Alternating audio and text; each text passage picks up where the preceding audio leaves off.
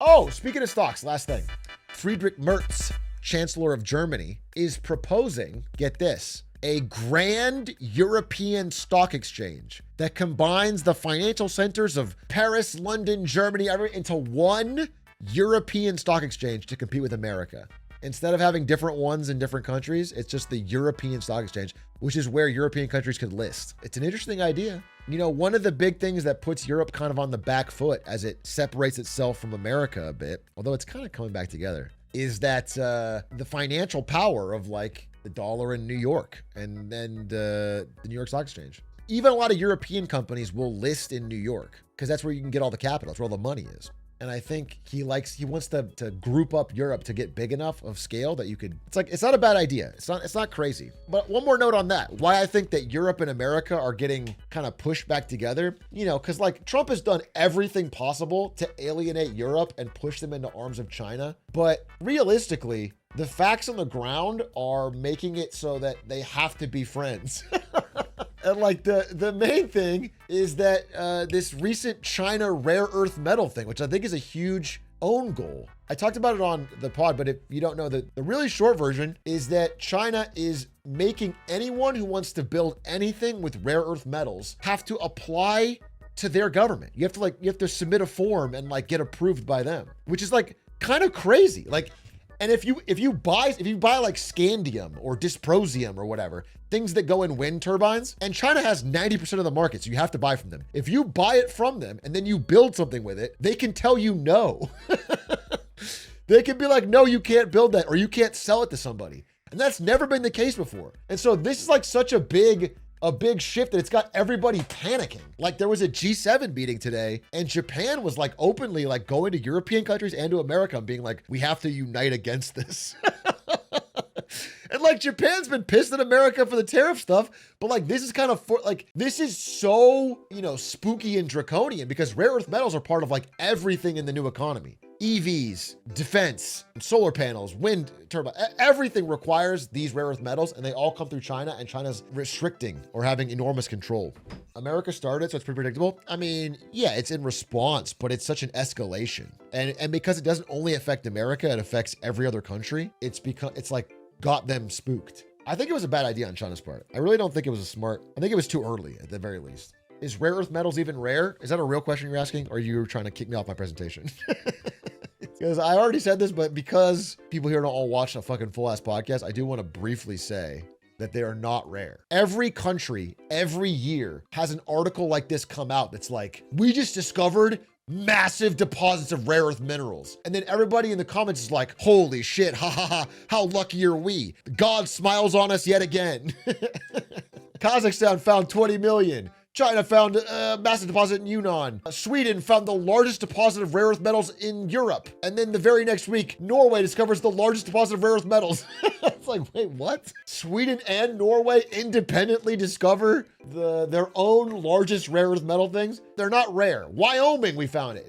It's like finding them is not the problem. It's refining them. And that's really hard. You need a very advanced factory and you need to be willing to kind of like fuck with the environment a bit. And so right now, even if we find rare earth elements in America, we dig them up and we ship them over to China, who then refine them and ship them back. I'm not kidding. There is no refinery in America. Like these headlines are pretty misleading. They make it seem like it's that easy, but you need a lot of process knowledge and expertise, and it's difficult to run these things profitably, and it's all done in China. Back to Europe and America. This is the new part of the story. This is kind of like what I've rehashed, but the new part of the story is that the Netherlands seized control of a Chinese company that operates in the Netherlands. Like they kicked out the CEO and they seized the company. This is a company that was European, was failing. A Chinese company bought it, turned it around, made it a pretty successful mid-tier chip manufacturer. Again, it doesn't make the highest end chips, like the AI chips, the NVIDIA type chips, but it makes chips that might be found in like a car or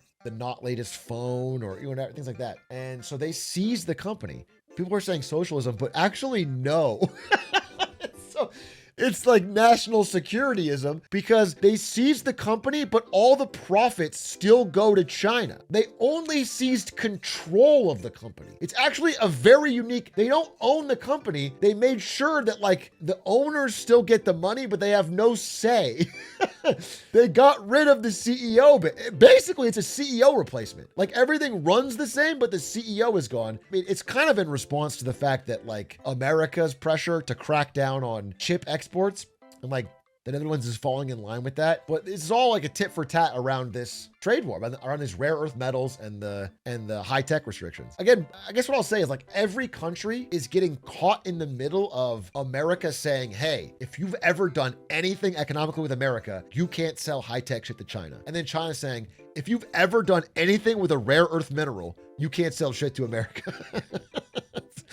And everyone's getting caught in the fucking middle. It's like a bad divorce, as I mentioned in a previous video. And so, yeah, this happened. It's pretty crazy. The most aggressive steps yet by European governments to protect strategic industries from China. Yeah, I think what I'm, finding out, I think I mentioned this before, but like it's becoming more obvious, is that it's more difficult for Europe to decouple. It's like, even if Europe wanted to be like, fuck you, America, we're going with China. The problem is the European economy has a lot of making things and selling it somewhere else. And China doesn't want to buy it because China can already make a lot of these things. You know what I'm saying? The manufacturing, it doesn't work with two manufacturers. You have to have a buyer. And so it's kind of like forced by convenience. It's like harder to decouple than I think everyone thought, even if personally they find Trump distasteful. Two tops fighting over one bottom. What a beautiful, I think Keynes would have put it the same way at one of his orgies. It really is such a powerful summation. I want to say one more thing about AI. So me and Doug had a disagreement on the pod. Not a disagreement, whatever. We just had a discussion. And it was about, if you guys don't know, very recently, no, it wasn't. It was just about, we're always disagreeing on some aspect of AI probably, even though we both use it for ChatGPT. But Sam Altman had a tweet recently about how they're bringing like erotica back to ChatGPT. The idea is that now it's going to treat you like an adult and you can have erotic role play with your ChatGPT girlfriend or boyfriend. Okay. That's the idea. And he phrased it like, listen, we restricted this stuff with ChatGPT 5 because we wanted to be careful about mental health issues, but now we've figured that out. And we can get rid of the restrictions. He's like, I don't, what did you figure out? Like, I don't understand. Like, now it's all good and we can just, and I made the argument that it's like, this is clearly about money. This is just them. Because again, ChatGPT has promised $1.2 trillion of money it doesn't have to NVIDIA, to Oracle, to Broadcom, to AMD. They've promised $1.2 trillion and they need that money eventually. And so they did Sora. That really hasn't been a money generator. And now they're doing this to try and juice the numbers. Okay. And that was my argument. And at the end of the day, we don't know. He has what he says and I have what I say and whatever. But then this quote got found. This quote from a few months ago from Sam Altman that really, I think, that is damning. There's a lot of short-term stuff we could do that would like really like juice growth or revenue or whatever and be very misaligned with that long-term goal. And I'm proud of the company and how little we get distracted by that, but sometimes we do get tempted. Are there specific examples that come to mind? Any like decisions that you've made? Well, we haven't put a sex bot avatar in ChatGPT yet. God damn! Caught! Fucking caught, dude. And what was that you said it would be for? Short-term juicing revenue? Really like juice growth or revenue or what? Interesting. So now 6 months later, when you're clearly more desperate for cash, all of a sudden your enlightened goals about we're not going to make a slop farm and we're not going to make a sex bot are out the window. All of it that you said you wouldn't do is tossed aside the second the profit concerns come in. So I thought that was interesting. I thought that was a very interesting discussion. It's just something I've been thinking about with AI. By the way, there's another angle to it. And I think Doug agreed on this too, is like part of it is a response to Elon Musk, right? So if you're OpenAI and you're winning the race, you're dominant, and the only threat in America right now, not the only threat, but one of your big competitors is Elon Musk. And Elon Musk is like going all in on AI fucking gooning. He's going all in on the goon, talking about it every day, sexy grok. Then it's a way to cut off your competitor, right? That's the idea. The idea is like it blunts their only advantage, because I don't think Grok has any separate identity other than gooning. So that's a part of the business case, but I think it's also just short-term revenue desperation. IMO normal Grok is sexy enough.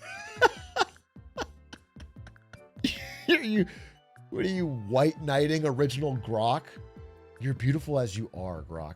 You don't have to do what Elon Musk says. You don't. That's awesome. I can save you.